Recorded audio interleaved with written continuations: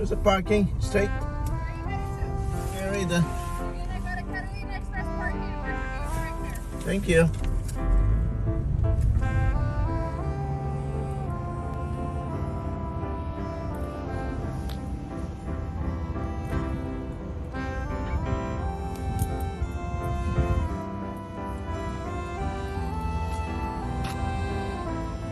Long Beach.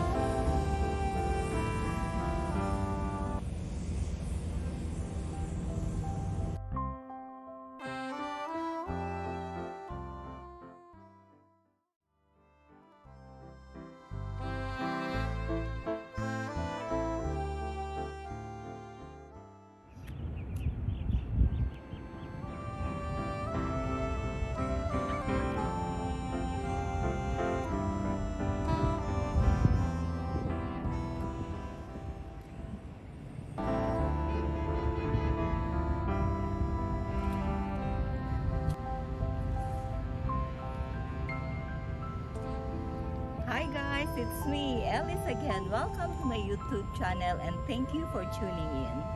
Today, I'm taking you to Queen Mary here in Long Beach, California. So let's go guys!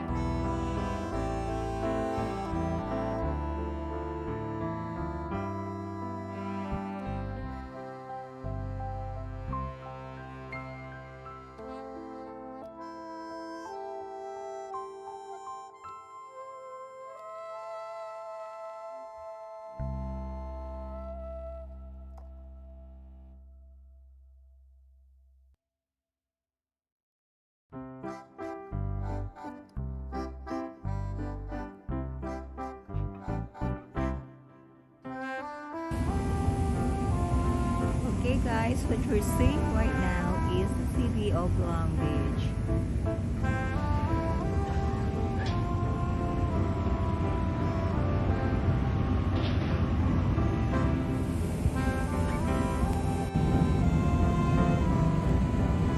Hi guys, at my back is the Carnival cruise ship. It's so huge.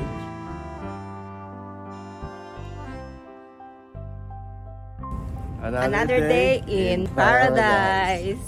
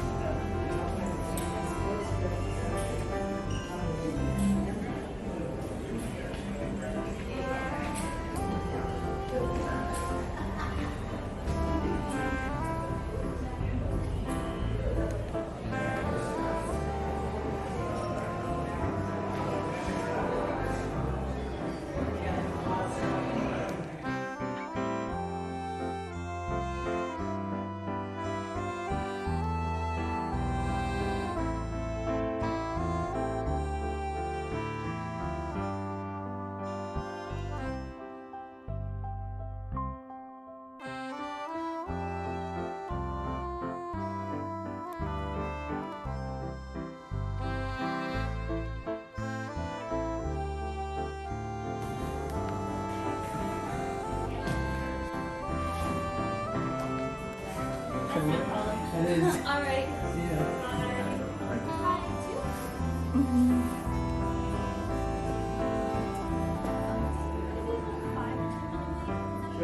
Sure. Thank you.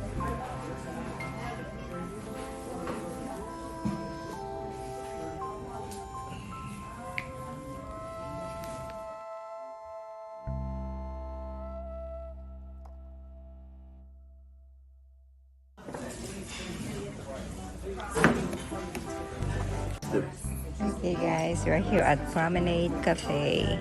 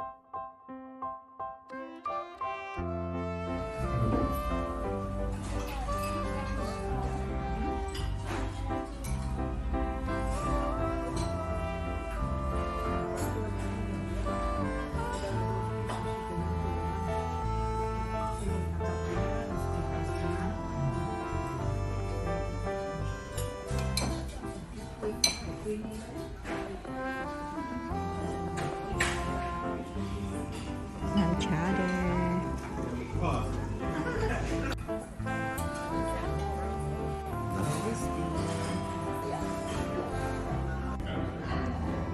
It's trying to catch fish. Did you get any?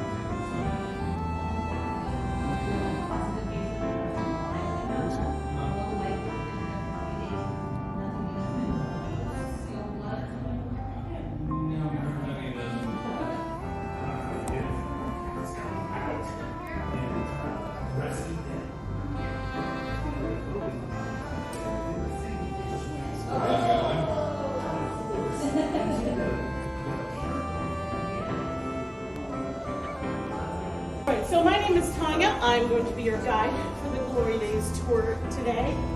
Now throughout the course of the tour, the only thing I ask of you is just two things. One, if you don't mind having your phones on vibrate or silent, and the other, stick close together.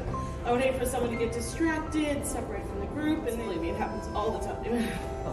That being said, folks, throughout the tour, please feel free to take as many pictures as you would like, okay? Now I'm going to cover some basic history about the Queen Mary at the top, and then we're going to begin moving throughout the ship, talking about what it was like mostly from the perspective of a first-class passenger in 1936. Now the RMS Queen Mary, she was originally owned and operated by the Cunard shipping line. From 1840 to the late 20th century, she had an agreement with the British government to haul mail back and forth from Europe to North America. This is where the RMS comes in. It stands for Royal Mail Ship. Now in 1926, they laid out the plans to build the Queen Mary and her sister ship, the Queen Elizabeth. Now their goal was to build two of the largest and fastest passenger lines in the world that would allow for a weekly express service across the North Atlantic. Now at that time, it would have taken 2 or 3 ships to do the job. Just these two were to do. Now they started building her in 1930 at the John Brown Shipyard in Clydebank, Scotland. Unfortunately, work shut down about a year later. Now any history buffs want to tell me what was happening in 1931 that could shut down an entire shipyard? Yes. Not quite. Well, something happened right in between both the world wars, and I don't mean the Spanish flu. What else happened? Exactly, the Great Depression.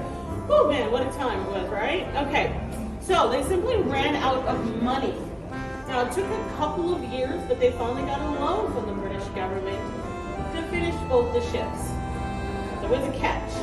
They were going to have to merge with their rival shipping company, the White Star Line. We all know what they're famous for building. Titanic. Exactly, the Titanic. Now, for a time, we then became known as the Cunard White Star Line. They again started work on job number 534. This was all the Queen Mary was known of at the time. When our hull was finally ready to be launched into the water in September of 1934, that's when they christened her, and up until then, naming her the Queen Mary was a closely guarded secret. Now, May 27, 1936, she set sail on her maiden voyage. Now, her route would take her from Southampton, England to New York City with a brief stop in Cherbourg, France. But you would only be able to do this until 1939 because that's when now we have a war is declared in Europe. She's out on the North Atlantic heading into New York. Suddenly these have become very dangerous waters.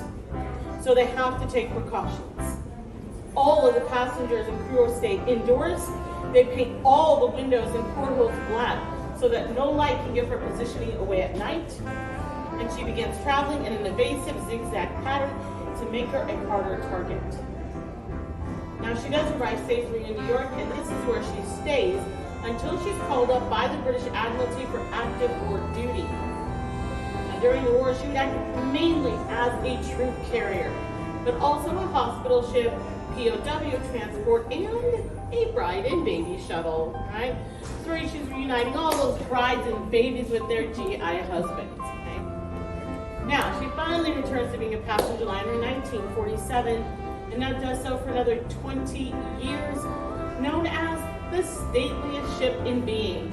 This was an accolade that was given to her by King George V at her launching. All right, now, we're going to jump ahead in time.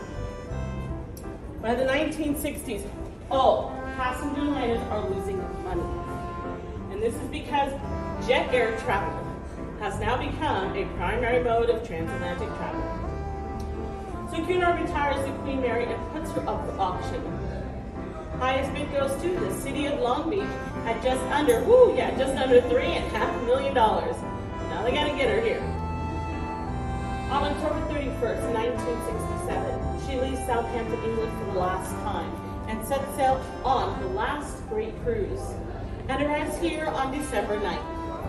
Now that is a journey of 39 days, covering 14,500 miles. The reason for this, she's 8 feet too wide to fit through the Panama Canal at that time. She's got to go the long way, folks. All the way down South America, around Cape Horn, and back up again. Now in 1968, we begin retrofitting her, taking her from that passenger liner into a floating hotel, museum, tourist attraction, and special event venue. We finally opened our doors in May of 1971. In 1993, she's placed on the National Register of Historic Places with historical significance. Now this year, we are going to be celebrating her 57th anniversary here in Southern California. Everyone, that means she's been a part of Long Beach history much longer than she ever was sailing out at sea. Okay, big history down on top. I know, it's a lot of information. Do I have any questions so far? Was she in San Pedro before she came here? Yes. Yes, they pulled her into there. There was things to do, get stuff set up here, and then she was tugged I remember very carefully. I watched it. Over here, yes. Yeah, there was a great video on YouTube and actually talking with the people from the city about what it was like, getting her over here. It's excellent if you find it. I highly recommend it. Okay, I'm going to come back over here. We're going to learn the Queen Mary's got a lot of nicknames, okay? One of those is the ship of beautiful woods. She has 56 different wood veneers throughout the interior decor of the ship. Now this number is not random. At the time she was built, these woods were coming from 56 different parts of the British Commonwealth around the world at that time. If you have some time later, you can come take a look at this marquetry panel. Now it shows 37 of those wood veneers all right next to each other. And you can follow along using this plaque right here. Okay. Let's head on in. Or Piccadilly Circus, as we have nicknamed her after the famous traffic circle in London. So she looks almost the same as she did when she first set sail in 1936. This was a first-class passenger area only. First-class passengers come here to socialize and do what we all must do when we travel. Shop for souvenirs, exactly. All right, so let's do a little shopping, folks. Right over here in Piccadilly Delights. This was originally the smoking candy shop, okay? Inside is a wood veneer cedar that is imported from Honduras, okay? Inside our tour center, this was W.A. Smith and Sons Bookshop. The wood veneer inside are in the sycamore and the cooling corner. Now, W.A. Smith and Sons, they are actually still in business today. if you happen to do a lot of traveling, especially internationally, you will know that W.H. Smith and Son still is business because you've probably seen their bookstore in the airport, okay? So they're still around. Now, before I like to take a little break from all that shopping, I want to talk about the decks for a moment. Now, this flooring here was put in last year, but it follows a similar look and design as the original floor, which was Rivolium or corkoid. This is a mixture of rubber and cork. It served a couple very important purposes. It was not slippery when wet, and it was easy to clean up. That leads me to the Queen Mary's other nickname, the Rolling Mary. Folks, stabilizers were not invented until the 50s, okay? So, she could roll a little bit, and I'm talking 20 degrees, port to starboard side, all right? So having floors that are easy to clean up for all those delicate tummies, well, it's not a bad way to go. Not only that, but water could come up as high as the promenade deck windows. That is 65 feet above the water line. They were prepared for this, however. At no time were any interior areas ever flooded because they had double teak doors that closed in rough weather and double glass storm windows. So they knew what they were getting into. All right, back to shopping. Our Portside Marketplace here, this was originally the first class library. If you have a chance to go in the store later, all the shelves the merchandise is on are the original bookshelves. On Sundays, it was the Anglican Church. Starboard shop here, this was the first class drawing room. On Sundays, it was the Catholic Church. During the war, Winston Churchill used this room as a conference room, and there's a small area inside that's commemorating that. You can take a look at that later. Now, we also had a non-denominational service. We had a synagogue, and for our Jewish passengers, a kosher kitchen. Now, folks, if you were a cabin class or a tourist class passenger, and you happen to be Catholic or Anglican, at least while you were on board the Queen Mary. Now, folks, that was your excuse to come up here and see how the other half lived, because you could come up for church on Sunday. All right, now the shop right over here in the center, this was Austin Reed's Men's Clothier of London, where all you men could get your suits custom made. The windy and silver gray wood. Today we use it as the Commodore's office. If you walk by any time while you're here and you see the Commodore or Captain inside, please stop by and say hello. Now right above that, it's with Indian silver gray wood. Today we use it as called a frieze. Now the Queen Mary has one of the largest collections of Art Deco art or architecture in the world. This piece is seen as a more modern example of that. Now, it is sculpted out of plaster and pressure wax to resemble ivory. It spans 50 feet in length. It is called Sport and Speed, and it's done by the artist Maurice Lambert. All right. Do I have any questions right now? No, we're just taking notes for the pop quiz. All right. So we're going to walk down here to look at the first class children's playroom. We'll be able to get a closer look at Sport and Speed as we walk by.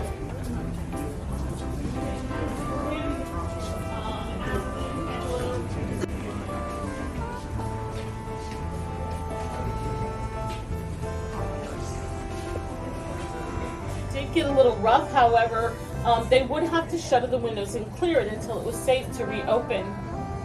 Now this is not a very big bar, okay? And it's currently open. So we're going to talk about some things about it out here. Then we're going to do a quick walkthrough. Folks, after the tour, if you want to come back, take more pictures, maybe grab a cocktail, it is open, okay? Now, as we walk through, you're going to notice on the right that there is a sculpted balustrade. It is sculpted out of bergmarite. This is a white metal alloy very similar to aluminum. It is sculpted by Alston Crompton Roberts, and he sculpts mythological spirits interspersed with beer barrels. Doing a little spirits on spirits twist, all right? Now, if you look at the bar, it looks like the bottom half of a very large barrel. Now, Now back on the balustrade, you'll notice 4 tall enamel urns of spun metal. These are used for indirect lighting. It's a very common feature in Art Deco. And the other thing I want you to notice is above the bar, you're going to see a large mural. Now this is called Royal Week, and it represents the 25th anniversary of King George V's reign as king. It is done by Alfred R. Thompson. Now here's a few fun facts about the artist. 1, he puts himself in the painting, all right? You'll notice off to the right that there's a man in green pants, a flower in his lapel, and a white fedora on his head. That is a rendition of the artist.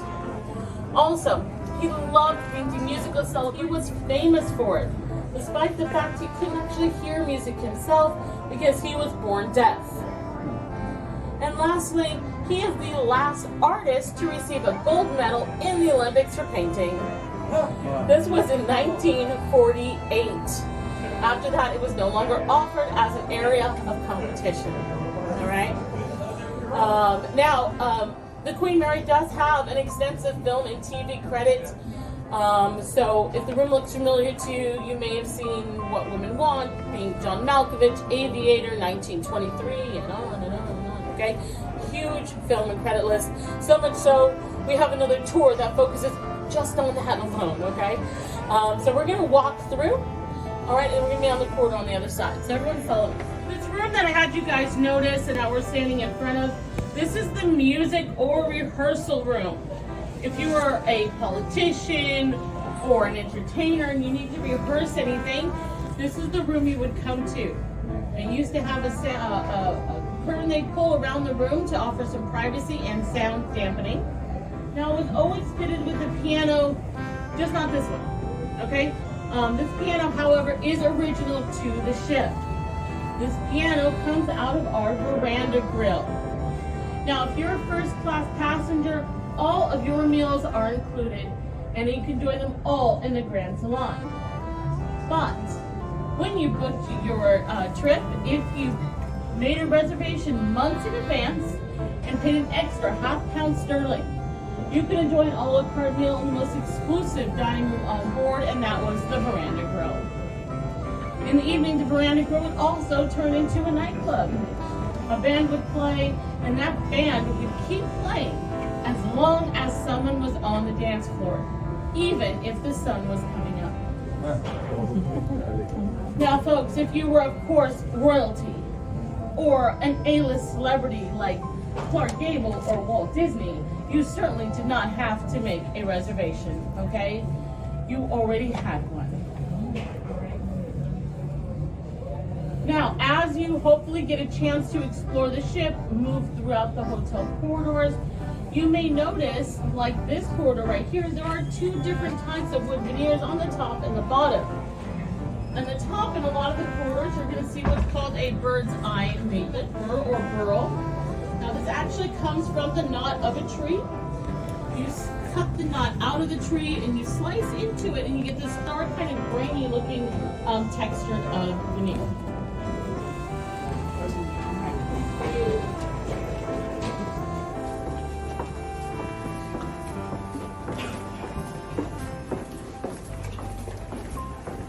Here, this is of Her Majesty herself. Now this is a replica.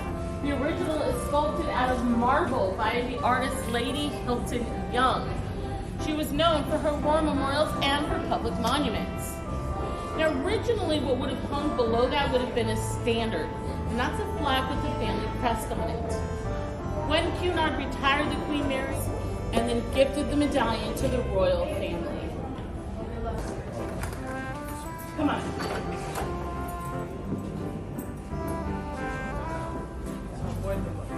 Avoid, yeah.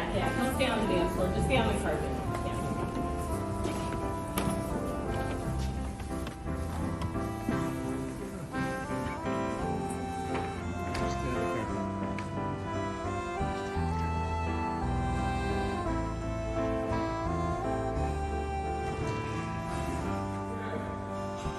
All right, so this room was the first-class smoking lounge. Okay, so after dinner, they would come in here to smoke, play some cards, have a cocktail.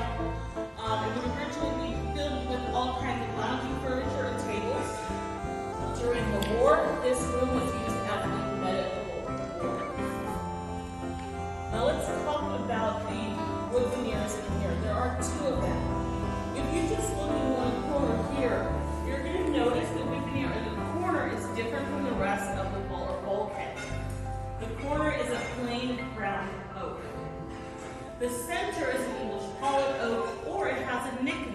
and that is tiger's face oak.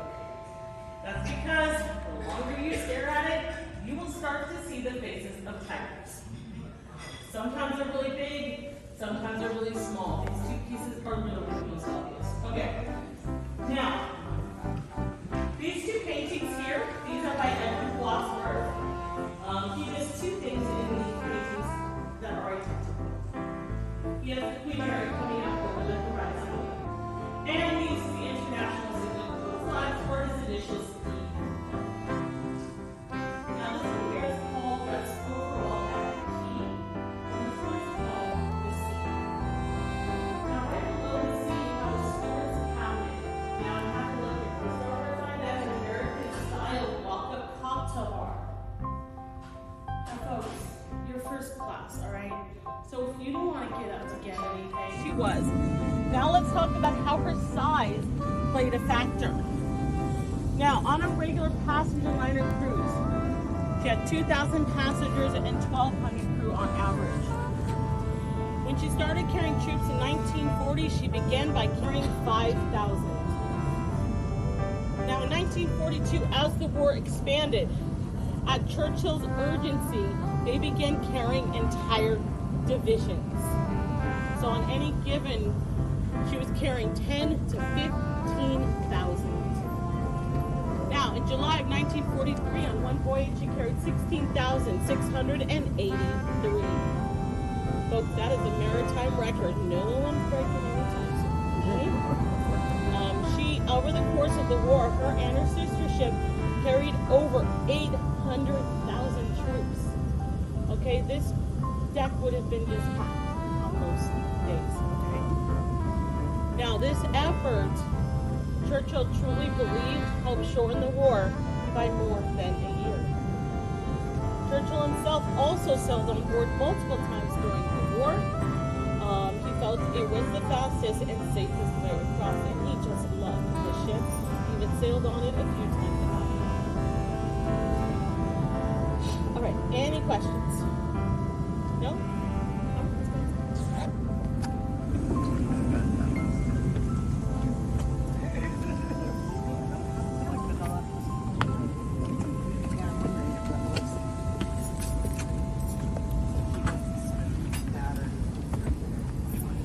All right, so if you guys want to gather on the dance floor, let me get. All right, you come over here.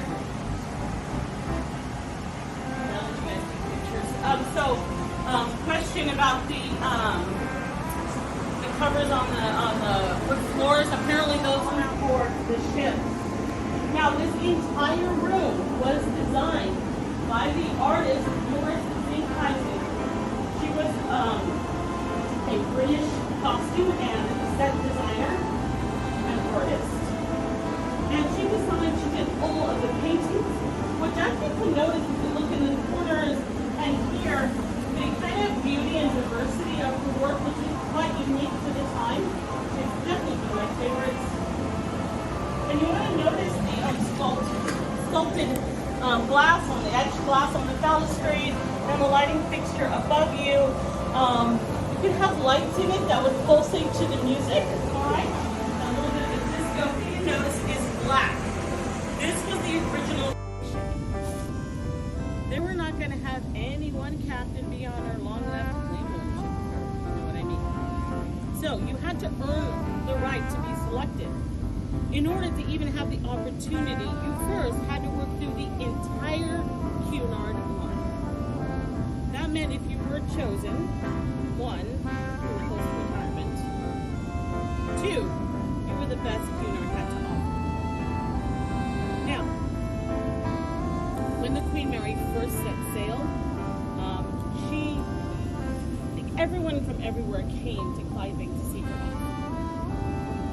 And the reporters approached the Cunard executives and they asked them, do you think you might win the bygone on the main voyage? Well, they had a very careful response. They said, Commodore Edward T. Britton, the very same question, and his answer may have been a little different. He said, what have we built her for? Of course he wanted to win that award on the main voyage, but it would not be until August of that year that he would earn that bragging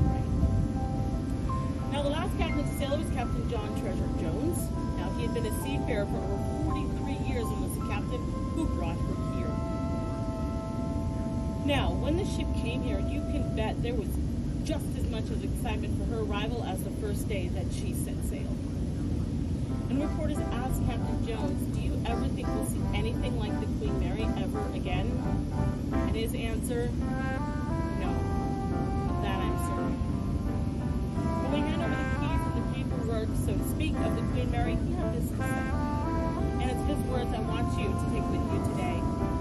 He said she breathed. She had personality. She had character. She was by far the closest ship ever to being a living being. And I think he's right. Now, I'm a little partial on my work here, I know. And full disclosure, I grew up in Long Beach. That's a sentence. She was closed for 3 years. It's a long time. As the city of Long Beach worked to get her reopened, they were not sure what the response would be. But all of you being here is an example that everyone still does care about the Queen Mary and us. Right? So, folks, I always like to thank my tourists, to thank them for being here and breathing new life into the Queen Mary for this and future generations. And, folks, if you enjoyed our tour, my name is Tanya. If you did not enjoy the Glory Days tour, my name is Bill. That being said, folks, I'm going to hang out over there for a few minutes. If you guys have any questions, any questions, and you want to chit-chat, whatever you need, I'll be right there. That being said, this does conclude the Glory Days tour. Thank you all for being here with me, and I hope you had a good time. Thank you. Thank you. Enjoy your history. Another day in paradise.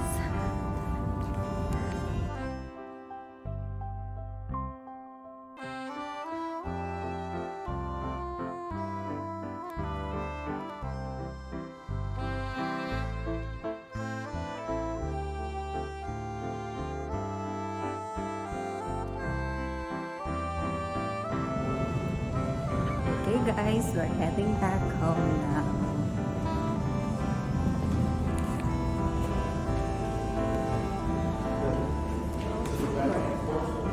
Here. Oh, we go there. Thank you very much everyone for watching. I hope you liked my video clip today. If you hadn't subscribed, like and share, please do it now. Again, thank you very much everyone. Love